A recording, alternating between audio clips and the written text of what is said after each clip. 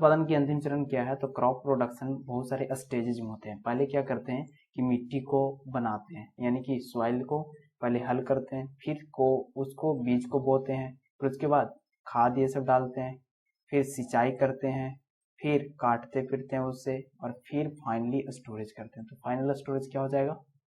Storage हो जाएगा final stage. अगला क्वेश्चन नंबर सेकेंड क्वेश्चन को देखते हैं। निम्न में से खरीफ फसल के उदाहरण कौन है? तो खरीफ फसल किसे बोला जाता है? जो रेनी सीजन में होते हैं। किसमें होते हैं? रेनी सीजन में।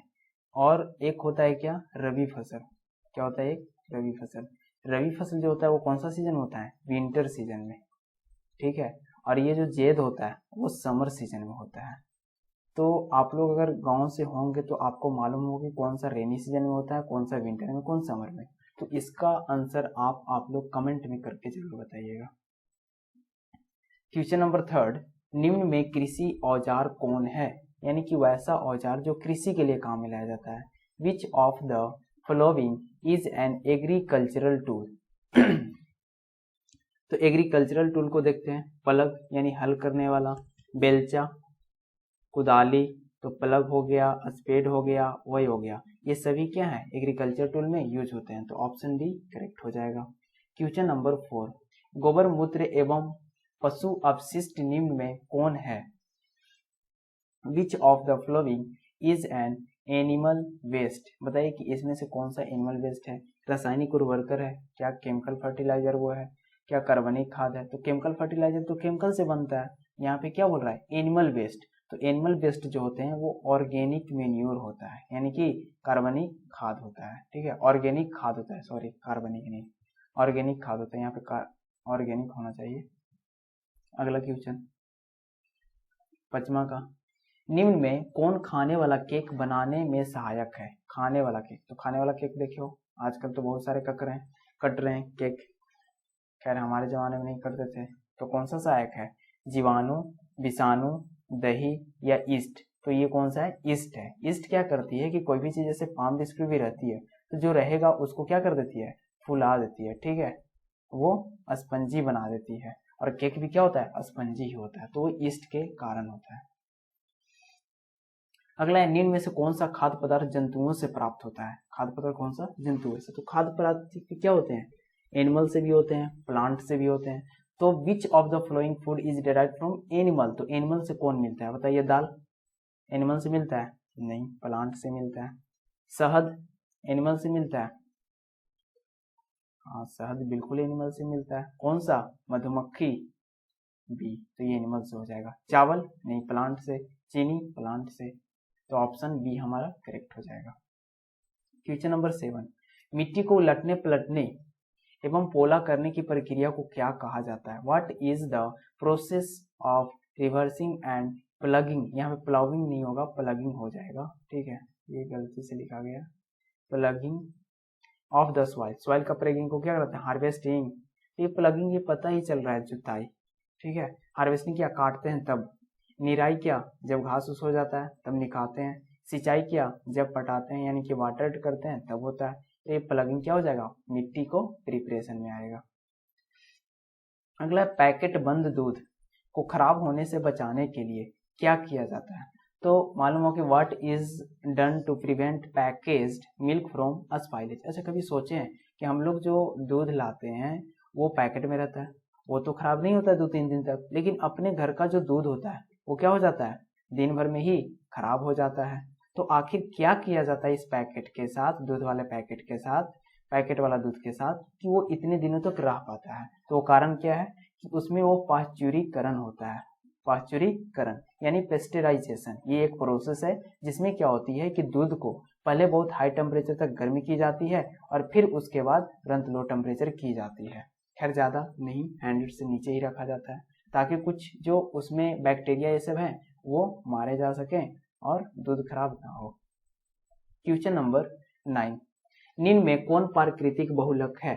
विच of the following is the natural polymer? तो पॉलीमर भी कई तरह के होते हैं।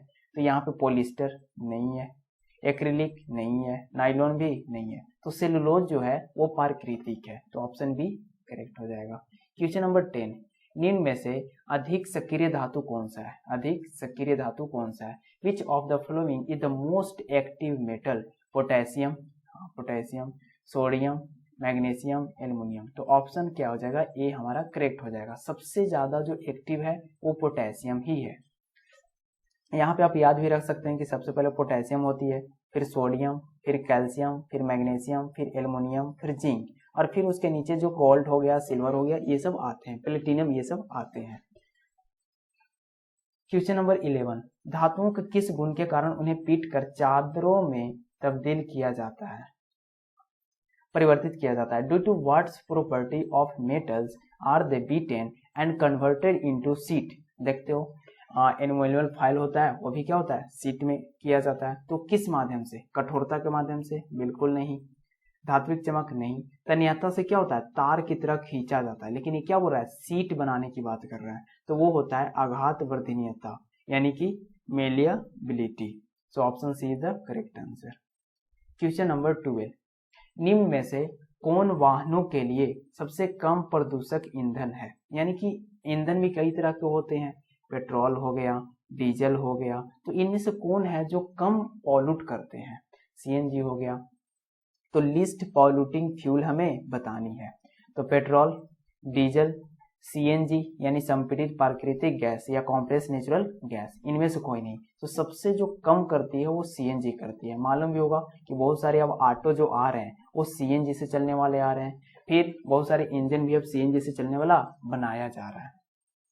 पेट्रोल, डीजल, ये सब बहुत ज्यादा धुआं यूज करते हैं, बहुत ज्यादा प्रदूषक प्रोड्यूस करते हैं।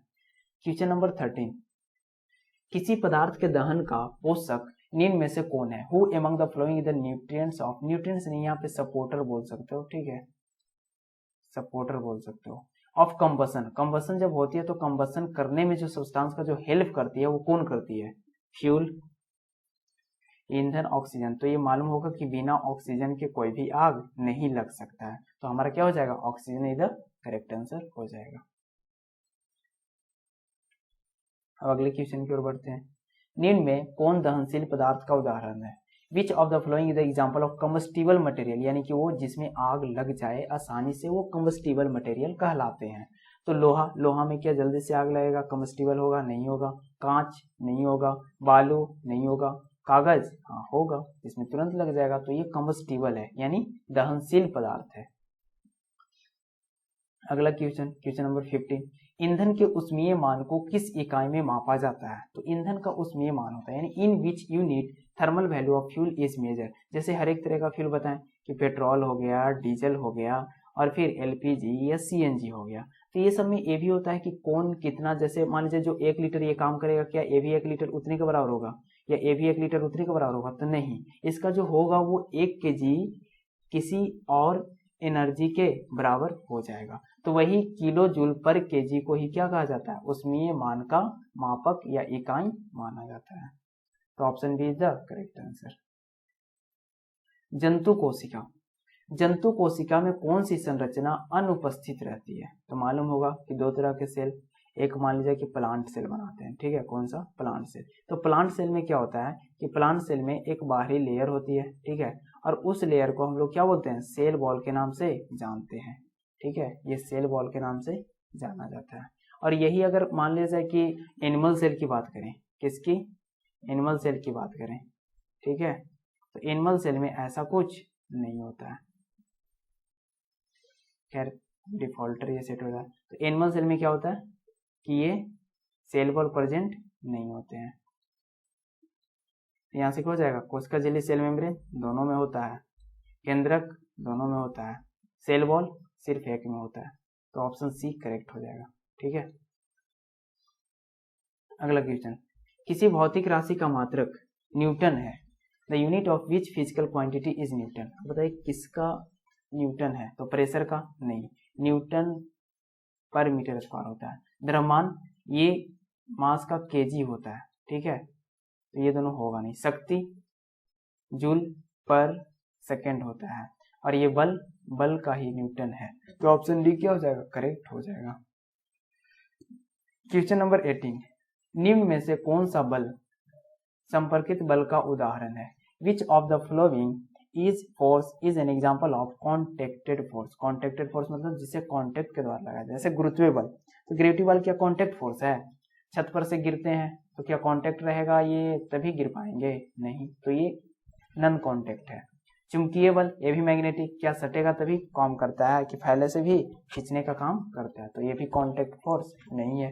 फ्रिक्शन फोर्स, हाँ ये फ्रिक्शन फोर्स है, वो कॉन्टेक्ट फोर्स है। फ्रिक्शन किसको बोलते हैं? जैसे देखते हो, ये मान लीजिए कि कोई चीज रखा हुआ है और इसके ऊपर एक और चीज ऐसे चल रहा है, तो जब तक कांटेक्ट में नहीं रहेगा, जब तक ये इस पे क्या होगा, फ्रिक्शन नहीं लगेगा, घर्षण नहीं लगेगा, ठीक है, तो ये कॉन्टेक्ट फोर्स है। तो ऑप्शन सी क्या हो जाएगा, सही हो जाएगा। अगला है 19 नंबर, प्रति इकाई क्षेत्रफल पर लगने वाले बल को क्या कहते हैं? What is the called force exerted per unit area. अभी पढ़ रहे थे, जो पर यूनिट एरिया फोर्स लगता है, यानी कि नीचे एरिया हो गया और ऊपर फोर्स हो गया, फोर्स, तो ये क्या होता है, दाब के बराबर होता है। किसके बराबर? प्रेशर के। तो ऑप्शन बी करेक्ट हो जाएगा। अगला है, नींद में घर्षण क्या होती है? What is the friction in the flowing? Always harmful, क्या हमेशा हार्मफुल होता है? नहीं। ऑलवेज प्रॉफिटेबल, हमेशा प्रॉफिटेबल भी नहीं होता है। कभी हानिकारक कभी लाभदायक, ये सही है, कभी हानिकारक भी कभी लाभदायक भी।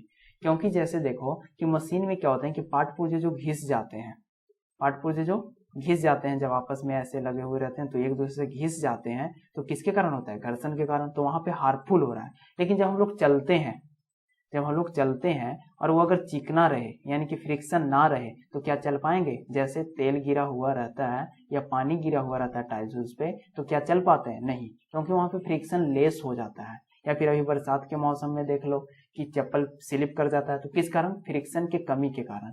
तो वहां पे जैसे फ्रिक्शन नहीं रहेगा तो नहीं चल पाओगे। रोड भी देखते हो चिकना बिल्कुल नहीं बनाता है, रुखरा ही बनाता है, ताकि क्या हो, आराम से फ्रिक्शन लगे और वो चल सके।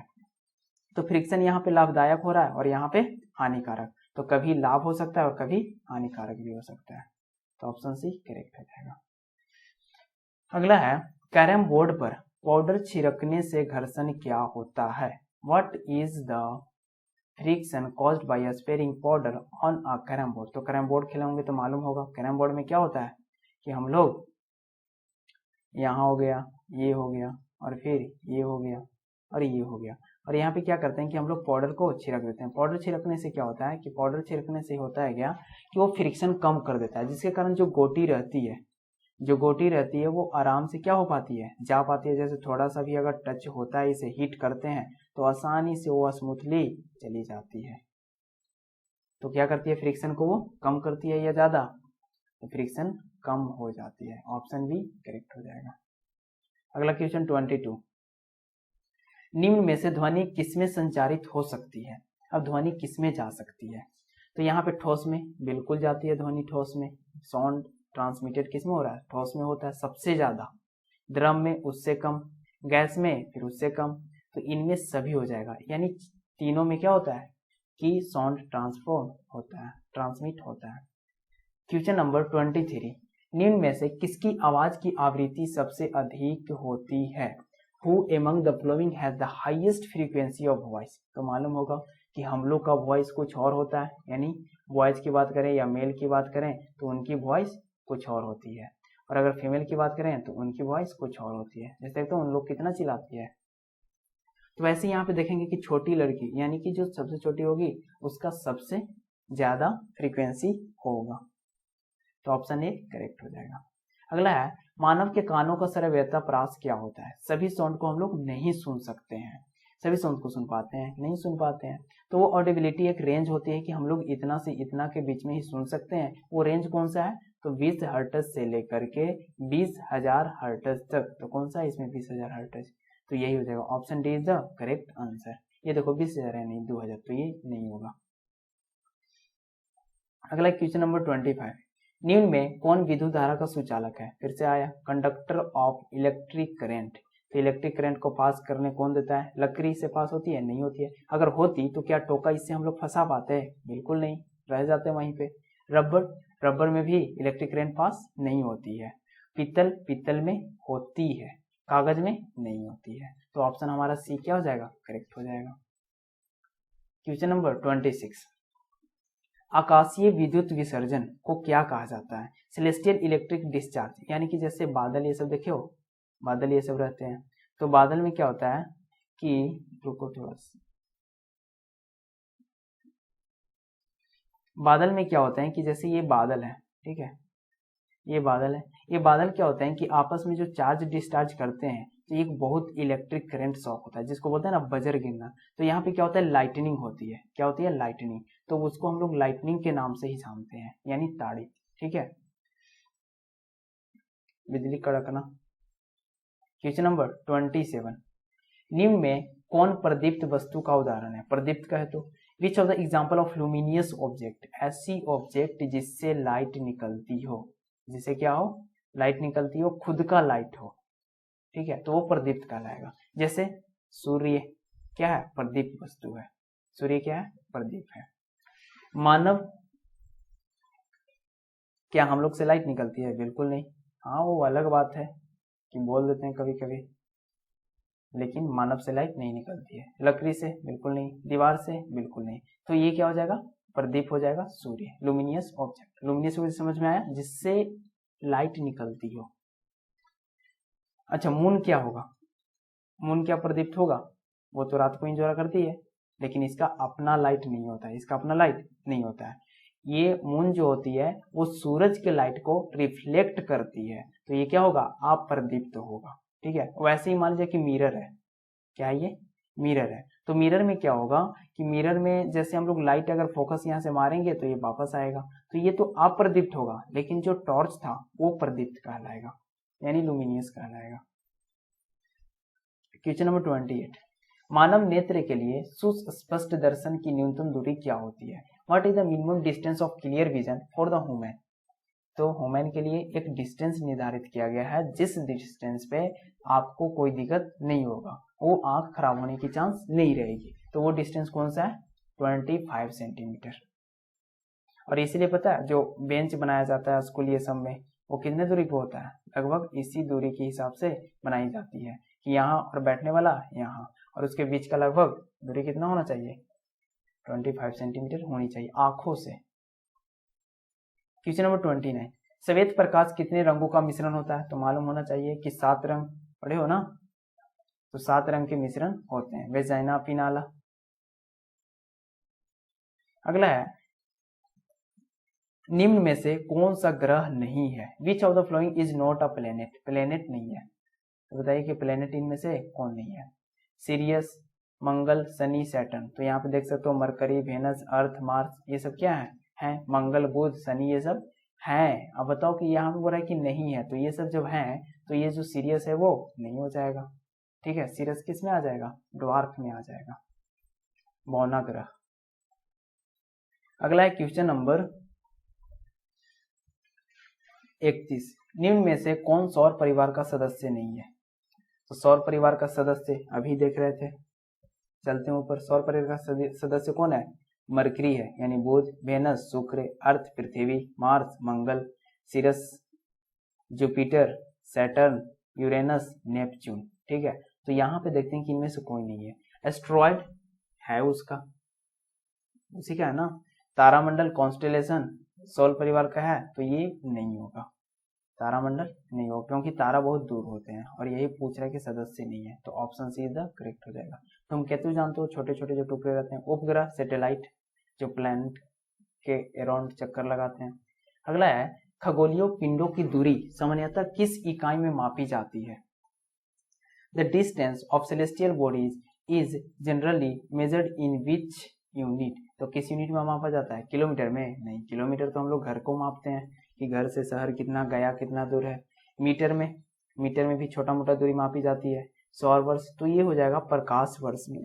हम लोग किस में मापते हैं? प्रकाश वर्ष में। तो option C is the correct answer, in light year. Question number 33, किस ग्रह को प्रकाश का तारा कहा जाता है? प्रकाश का तारा, यानी which planet is called the star of light? तो वो होता है कौन सा? सैटर्न नहीं, मंगल नहीं, ये तो रेड नाम से जाना जाता है ना, लाल ग्रह के नाम से जाना जाता है। मार्स, नेपच्यून नहीं, तो ये हो जाएगा शुक्र। शुक्र जो है वो तपता हुआ या खौलता हुआ की तरह शुक्र है। ठीक है, इसको बोला जाता है प्रेशर कुकर भी बोला जाता है। वेनस को। और साथ ही साथ सुबह या भोर का तारा भी वेनस को ही बोला जाता है क्योंकि ये बहुत चमकता है। तो ऑप्शन डी करेक्ट हो जाएगा। क्वेश्चन नंबर 34, निम्न में विश्व तापन का प्रमुख कारण है। विश्व तापन कहे तो ग्लोबल वार्मिंग। आजकल देख रहे हो लगातार, यानी कि पिछले साल गर्मी जो थी उससे कहीं ज्यादा गर्मी इस साल थी, तो लगातार दर बर दर बढ़ते जा रही है, तो वही क्या कहलाती है, ग्लोबल वार्मिंग। नाइट्रोजन की बढ़ती मात्रा, ऑक्सीजन की बढ़ती मात्रा, कार्बन डाइऑक्साइड की बढ़ती मात्रा, या इसकी, तो क्या हो जाएगा, कार्बन डाइऑक्साइड की बढ़ती मात्रा। कार्बन डाइऑक्साइड जितना ज्यादा मात्रा में बढ़ रही है उतना ज्यादा ग्लोबल वार्मिंग बढ़ रही है, यानी टेम्परेचर बढ़ती जा रही है। अगले क्वेश्चन की ओर क्वेश्चन नंबर 35, निम्न में कौन अम्लीय वर्षा के लिए उत्तरदायी है। तो अम्लीय वर्षा, which among the following the responsible for the acid rain. Sulphuric acid बिल्कुल, नाइट्रिक एसिड बिल्कुल, ए बी दोनों, हाँ तो दोनों हो जाएगा, ठीक है। तो option C is the correct answer. अगला है 36, निम्न में से कौन एक कोशिकीय जीव का उदाहरण है। एक कोशिकीय हम लोग क्या है, बहुकोशिकीय है, यूनिसेलुलर और मल्टीसेलुलर। यूनिसेलुलर कौन सा है, फ्लाई होगा, नहीं। मक्खी बहुकोशिकीय है, लेसबॉम नहीं। अमीबा, हाइड्रा नहीं। कौन सा हो जाएगा, अमीबा जो होगा वो एक कोशिकीय ऑर्गेनिज्म कहलाएगा, यूनिसेलुलर ऑर्गेनिज्म कहलाएगा। निम्न में से किसमें क्लोरोप्लास्ट पाया जाता है। Chloroplast is found in which of the flowing. जड़ में, क्लोरोप्लास्ट जड़ में पाया जाता है। क्लोरोप्लास्ट जिसमें पाया जाएगा वो हरा होगा, ठीक है। हरी पत्तियों में, बिल्कुल सही है। क्लोरोप्लास्ट किसमें होता है, हरी पत्तियों में ही होता है, ठीक है। तो option B is the correct answer.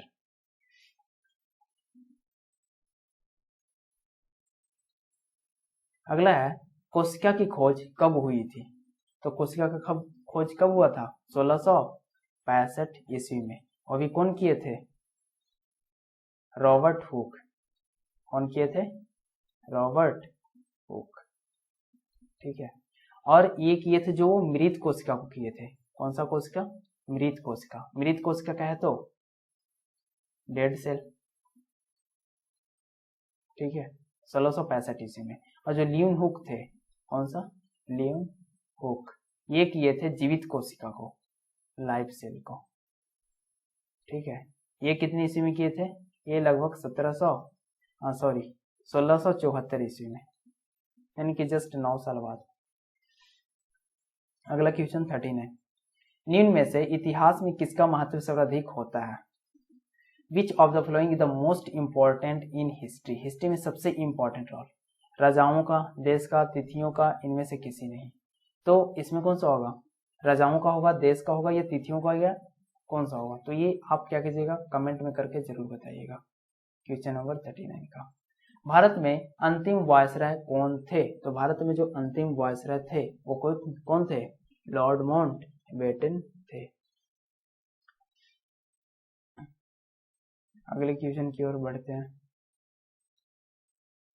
41, Kashmir से कन्याकुमारी तक भारत का विस्तार कितना है। What is the extent of India from Kashmir to Kanyakumari. Kashmir to Kanyakumari समझ रहे हो ना, यानी कि नॉर्थ से लेकर के बिल्कुल साउथ लास्ट पॉइंट तक कितना किलोमीटर है इंडिया का एक्सटेंट, तो वो है 3200 किलोमीटर। अगला क्वेश्चन 42, इतिहास को सामान्यतः कितने कालखंडों में बांटा गया है। तो इतिहास को कितने कालखंडों में बताया गया है, 3 कालखंडों में। कौन कौन सा, मॉडर्न, मिडिवल, है ना, और फिर उसके बाद मॉडर्न, मिडिवल, और एक क्या होता है जो सबसे पुराना होता है वो एंशिएंट, ठीक है। तो ये 3 भागों में बांटा गया है, तो option C is the correct answer. 43, सामान्यतः सरकारी दस्तावेज कहाँ रखे जाते हैं। Where are government document usually kept. तो गवर्नमेंट डॉक्यूमेंट जो होते हैं वो कहाँ होते हैं, अभिलेखागार में होते हैं, यानी इंग्लिश वाले इन द आर्चिव्स। तो ऑप्शन बी सही होगा। अगला है 44, टीपू सुल्तान निम्न में से किस राज्य से संबंध रखते थे। तो टीपू सुल्तान जो थे वो कहाँ से बिलोंग करते थे, मैसूर के। ऐसे मैसूर का टाइगर भी कहा जाता है, मालूम होना चाहिए। टीपू सुल्तान को और क्या कहा जाता है, मैसूर का tiger, tiger of Mysore, tiger of Mysore. तो ये याद रखिएगा, तो ऑप्शन सी करेक्ट होगा। अगला क्वेश्चन नंबर 45, बक्सर का युद्ध कब हुआ था? When did the Buxar war take place? तो बक्सर का जो युद्ध हुआ था वो कब हुआ था? 1764 ईस्वी में हुई थी। अगला क्वेश्चन नंबर 46, निम्न में से कौन लौह खनिज नहीं है? लौह खनिज कहते हैं जो लोहे के साथ खनिज नहीं पाई जाती है। Which of the following is not an iron minerals? तो कौन सा है? मैग्नीज हो सकता है, तांबा होगा, लौह खनिज नहीं है ना। बॉक्साइट, बॉक्साइट में क्या पाए जाते हैं? एल्युमिनियम भी होता है। तो ऑप्शन कौन सा हो जाएगा? अच्छा, सीसा, लेड, लेड नहीं पाया जाएगा लौह खनिज, तो option D is the correct answer. Question number 47, निम्न में से कौन चावल का सबसे बड़ा उत्पादक देश है? तो चावल का सबसे उत्पादक देश कौन है? जो प्रथम नंबर पे आता है चावल के उत्पादन में, वो कौन है सबसे बड़ा देश चावल का? वो है चाइना। और चाइना के जस्ट बाद यानी दूसरे नंबर पे भारत आती है। ठीक है, तो हमारा ऑप्शन हो जाएगा सी। अगला 48, निम्न में कौन नवीकरणीय संसाधन है? नवीकरणीय यानी रिन्यूएबल रिसोर्स, जो कभी खत्म ना हो सके। जैसे मशीन नहीं है, कोयला नहीं है, ये भी खत्म हो जाएगा, पेट्रोलियम ये भी खत्म हो जाएगा, लेकिन सोलर एनर्जी कभी खत्म नहीं होगी, ये हमेशा मिलेगी। तो यही रिन्यूएबल रिसोर्स है, तो option B is correct. Question number 49, निम्न में कौन प्राकृतिक संसाधन है? संसाधन भी होते हैं दो तरह के, प्राकृतिक होते हैं और विच of the following is the natural resource? तो नेचुरल रिसोर्स क्या है? जल है, हाँ नेचर से ही मिल रहा है, खनिज नेचर से ही मिल रहा है, मृदा नेचर से ही है, तो इनमें से सभी ऑप्शन हो जाएगा, यानी option D is the correct answer. अगला क्वेश्चन नंबर 50, वनों से हमें निम्न में से कौन सा उत्पाद प्राप्त होता है? तो बताइए, वन से यानी जंगल से। Which of the following product do we get from the forest? तो फॉरेस्ट से हमें क्या मिलती है? लकड़ी मिलती है, हाँ मिलती है। गोंद मिलती है, बिल्कुल मिलती है। औषधियां, जी बिल्कुल। तो इनमें से सभी क्या हो जाएगा? हमारा सही आंसर हो जाएगा, तो option D is the correct answer. बाकी का अगले पार्ट में, अभी के लिए इतना ही। बाकी वीडियो अच्छा लगे तो लाइक कीजिएगा, ठीक है, शेयर, और मन करे तो सब्सक्राइब भी कर लीजिएगा, ठीक है। और अगर कोई गलती हो या फिर किसी भी तरह की सुधार की जरूरत हो तो कमेंट में जरूर बताइएगा कि क्या कमी रह गई है और क्या गलती रह गई है। उसे अगर हो सकेगा तो सुधार जरूर किया जाएगा, ठीक है। तब तक के लिए बाय बाय।